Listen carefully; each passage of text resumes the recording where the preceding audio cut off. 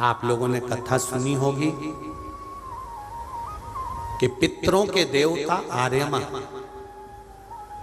जो कौए पर बैठते हैं और कौए पर बैठकर 16 श्राद्ध में 16 दिन आर्यमा स्वामी पितरों को पितृलोक चंद्रलोक से ऊपर पितृलोक से लेकर निकलते हैं। जैसे आपके यहाँ चतुर्थी का श्राद्ध है तो चतुर्थी के श्राद्ध वाले दिन जितने भी चतुर्थी के श्राद्ध वाले हैं सब जगह पर पितरों को भेजते हैं, उनकी छतों पर छोड़कर आते हैं।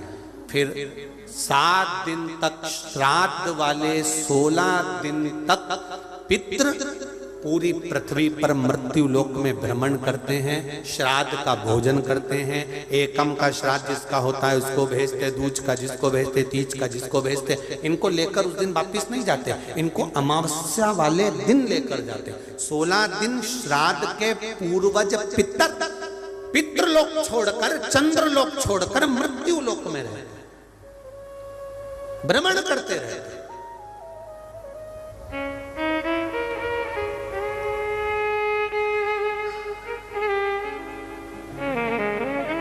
और जब अमावस्या का दिन होता है, श्राद्ध पूरा हो रहा है, अमावस्या का दिन है, शाम का समय, जो जैसे अशोकनगर है, गुना है, शिवपुरी है, सीहोर है, भोपाल है या आसपास के जितने गांव हैं, शहर हैं, इनके पास में जो नदी होती है, जो तालाब होता है, जो कुआं होता है, जो बावड़ी होती है, सारे पितर एकम से लेकर अमावस्या तक जितने भी पितर होते हैं, चाहे जिसके घर के हों, प्रत्येक घर के पितर नदी, तालाब, बावड़ी, कुएं के पास इकट्ठे होते हैं। क्योंकि पितर 16 दिन भोजन ग्रहण करने के बाद अमावस्या के दिन पानी पीने के लिए गांव की बावड़ी, तालाब, कुआं, नदी पर जाते हैं और वहां पानी का आचमन कर कर हाथ में जल लेते हैं। आर्यमा स्वामी कहते हैं कि जिसने आपको भोजन कराया है, जिसने आपको आमंत्रित करा है, जिसने आपको बुलाकर सम्मान दिया है, आप अपने पुण्य उनके खाते में दीजिए।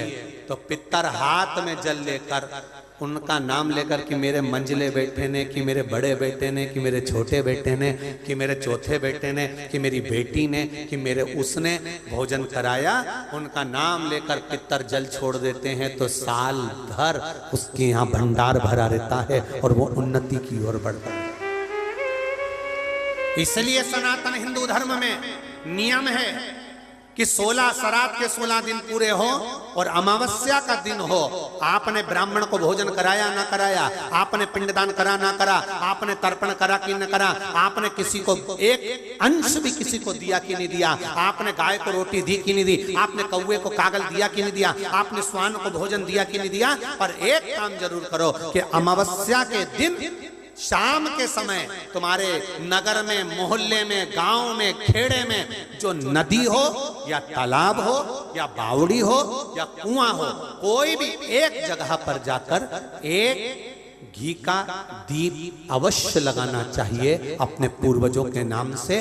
तो पूर्वजों को वो जो दिया की रोशनी होती है ना, वो दिए की रोशनी को पाकर पितर पूरी रात्रि भर भ्रमण, इसलिए कहते हैं ना दूसरे दिन देवी जी बैठने वाली रहती है, इसलिए कहते हैं अमावस्या की रात्रि बड़ी भारी होती है। क्यों कहते हैं? क्योंकि पितर सब इस मृत्यु लोक से चंद्रलोक होते हुए पितृलोक जाते हैं। तो जो दिया जलाता है उसके पूर्वजों को प्रकाश, रोशनी और राह मिलती है। तो उसकी जिंदगी में कितनी भी उलझन चल रही होती है, कितना भी काम अटक रहा होता है, कोर्ट में केस भी चल रहा होता है, या कितनी बड़ी भी बीमारी हो रही होती है, अगर वो अमावस्या के दिन शाम के समय दिया लगा देता है नदी के घाट पर या तालाब या बावड़ी या कुएं के घाट पर, तो उसकी जिंदगी में जितनी अटकलें आती हैं वो सारी समाप्त हो जाती हैं और रास्ता मिल जाता है। इसलिए अमावस्या के दिन का महत्व है। लगाइए आप श्राद्ध पक्ष की अमावस्या के दिन शाम के समय दिया नदी, तालाब, बावड़ी या कुआं कहीं भी एक जगह पर जाकर अपने पूर्वजों का स्मरण कर कर सिर पे माताओं से निवेदन है पल्लू रखकर, जिससे पूर्वजों का आशीर्वाद बना रहे। और पुरुष वर्ग अगर साथ में जा रहे हों तो धोक लगाकर प्रणाम कर कर, झोली पसार कर प्रणाम करना कि मेरे पितर, जब दिया लगाओ तो झोली पसार कर प्रणाम करो मेरे पितर, मेरे घर में खूब भंडार भर कर जाना, ऐसी कृपा करना और उनको कहकर जाइए। आज रहनी के साथ में वही हुआ।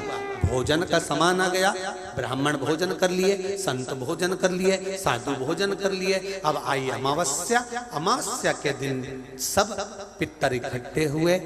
सबसे पूछा गया आपको श्राद्ध पक्ष में अच्छे से भोजन तो मिला? आर्यमा स्वामी सबसे पूछते हैं सबको भोजन तो मिला? सबसे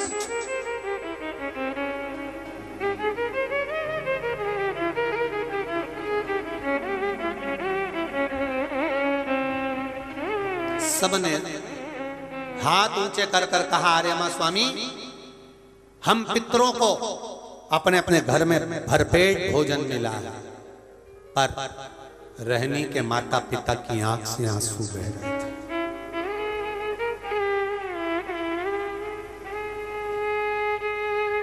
रहनी कि माता पिता की आंख से आंसू बह रहे हैं। रहनी के माता पिता रो रहे थे तो पूछा पितरों के स्वामी आर्यमा ने, क्या बात है आप रो रहे हो? आपकी आंख में से आंसू गिर रहे हैं, क्या हुआ? क्यों रो रहे हो? किस लिए रो रहे हो?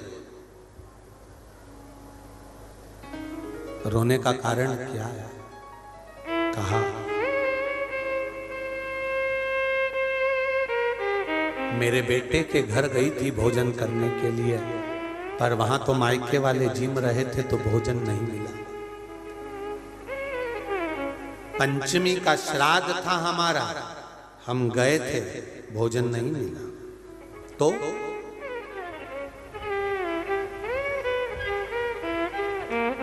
श्राद्ध पक्ष में पितरों को छोड़ा जाता है, भोजन मिला तो ठीक है, नहीं मिला पितर चले जाते हैं। चंद्रलोक से पितृलोक के बीच में एक पितृलोक का सीढ़ी पड़ती है, जीना, सड़ा सीढ़ी जिस पे पितर चढ़ के पितृलोक जाता है। उस सीढ़ी पर कौन रुकता है? उस सीढ़ी पर पितृलोक में जाते समय कौन रुकता है? तर्पण शिव महापुराण की कथा कर रही है कि पंचमी का श्राद्ध था, पितर आए पर आपके यहां पर उनको भोजन नहीं मिला। वो पंचमी के दिन का श्राद्ध नहीं जीम पाए, चले गए। पितृलोक की सीढ़ी पर जाकर बैठ जाते हैं। अंदर जो पितर जाते हैं, वो पितर जब अंदर जाते हैं, जाने के बाद बात करते करते जाते हैं कि हमारे बेटे ने हमको खीर खिलाई, हमको पूड़ी खिलाई, और उनके मुख से जो राल टपकती है, तो जो पितर भूखे रह जाते हैं वो पूरा साल उनकी राल को चाटते हैं और बद्दुआ देते हैं कि हमारे बेटे 5-5, 4-4, 3-3, 2-2 इतने बेटे और हमको भूखा छोड़ दिया। तो वो बद्दुआ देते हैं, जिसके कारणवश पितृदोष होता है। और फिर ब्राह्मण देवता कहते हैं कि ये पितृदोष हो गया। पितृदोष क्यों हुआ? क्योंकि वो भूखे रहे। इसीलिए तो ये तर्पण शिव महापुराण की कथा के बाद जितने लोग कथा सुन रहे हैं, आप भोजन कराएं ना कराएं, पर आपके पूर्वजों के लिए, आपके पितरों के लिए, आपके आहूतों के लिए, आपके वासुकों के लिए, जो अधोगति में मर गए उनके लिए कुबेरेश्वर धाम सीहोर में अमावस्या के दिन सुबह से शाम तक प्रसाद रहे। केवल उनके कि ये जीव की गति हो जाए। जितने सुन रहे हैं, भूल से भी अगर ने भोजन नहीं कराया तो उनको गति प्राप्त हो, कैसे भी उनको मिल जाए, उनको प्राप्त हो। और अमावस्या के दिन 25 तारीख को कथा का विराम है, इसलिए 25 तारीख को हम सब, आप और हम, उन पितरों से विनय भी करेंगे, निवेदन भी करेंगे और आपसे कहेंगे कि 2 चावल का दाना आप अपने पूर्वजों के पितरों के स्थान का स्मरण कर कर या परिंदा या मटके का स्मरण कर कर छत पर डाल दे, उसका स्मरण रहे, मिले उसका। तुम रो रहे हो? हाँ, मेरे बेटों ने भोजन नहीं कराया मुझको। मेरा बेटा चले गया था गया का पिंड करने के लिए, बहू को कह गया था कि भोजन करा देना, पर भोजन नहीं मिला मुझको। फिर हमारी तिथि निकल गई, मेरा बेटा आया, बहन के घर बेटी के घर में उसने भोजन बनवाया तो हमारे निमित्तार्थ भोजन कराया। तो रो क्यों रहे हो? तुम्हें अमावस्या के दिन भोजन तो मिला ना, तुम्हें रोने का जरूरत क्या है? क्यों रो रहे हो? पितर कह रहे हैं, रो इसलिए रहे हैं कि बेटी के घर का खाया है। अगर शास्त्र कहता है कि बेटी के यहाँ का खा लो तो बैकुंठ निवास नहीं मिलता, तो हमें क्या निवास मिलेगा? शिव महापुराण की एक बात अच्छे से सुन लेना, अगर बेटी कमा रही है, बेटी समझदार है, आपने बेटी को अपने पांव पर खड़ा करा है और बेटी में विद्वत्ता है, और बेटी अगर कमा रही है, समझदार है, उसको कमाने के लायक तुमने बना दिया, या बेटी का घर तुमने अच्छा ढूंढा, जमाई अच्छा ढूंढा, लड़का अच्छा ढूंढा जो बेटी को स्नेह वश रखता है, तो ऐसी बेटी के घर का खा भी लोगे तो नरक नहीं जाओगे। बेटी प्रसन्नता में किया, बेटी प्रसन्नता में खिलाती।